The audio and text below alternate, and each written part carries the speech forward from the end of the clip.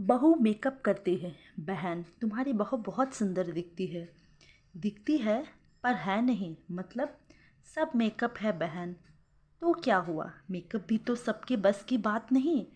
बिल्कुल सही कहा है तुमने। मुझे तो लीपा पोती बिल्कुल पसंद नहीं है। ऐसे सज धज कर मैं रहती तो इसके ससुर जी मुझे सिर पर बिठा कर रखते। सही कहा, हमारे ज़माने में बिंदी ही काफ़ी हुआ करती थी। आजकल के चलन अलग है। अब तुम बहू का चेहरा निहारती रहो, मैं निकलती हूँ। मैं भी साथ चलती हूँ। ये कहाँ मेरे सामने बैठने वाली है। बस नाम की नहीं बल्कि काम की भी मोहनी है। रवि तो घर में घुसते ही मोहनी मोहनी करता रहता है। इस घर में तो जैसे हम लोग फालतू है। कमला जी के शब्दों ने मोहिनी की मनमोहक मुस्कान छीन ली। सास अपनी सहेली के साथ टहलने चली गई और उसकी आंखों में आंसू छोड़ गई। मोहिनी की अरेंज्ड मैरिज थी। शादी के 2 महीने ही हुए थे। मेहमानों का आना जाना लगा रहता था। तभी वह सुबह से ही हल्का श्रृंगार कर लेती थी। उसके रूप का दीवाना हो रहा पति भी तो उसे ऐसे ही देखना चाहता था। अब नहीं सजेगी। मन में घाव लगा था। अपना ही चेहरा अच्छा नहीं लग रहा था। उदास चेहरे के साथ दरवाज़ा खोला तो रवि को हंसते हुए देखकर थोड़ी राहत मिली। आज उदास हो, मायके की याद आ रही है या मुझसे बोर हो गई हो? मम्मी जी ने अपनी सहेली से मेरी शिकायत की। अच्छा, क्या कहा उन्होंने? मैं सज धज कर आपको मोहित करती हूँ, आप बस मेरे पीछे पीछे रहते हैं और वह तो जैसे फालतू है। सुनो, पहली बात तो यह है कि ओवर हियर नहीं करना चाहिए। उनके भी निजता के अधिकार है। हो सकता है कि आंटी से यह कहकर उनको अच्छा महसूस किया हो।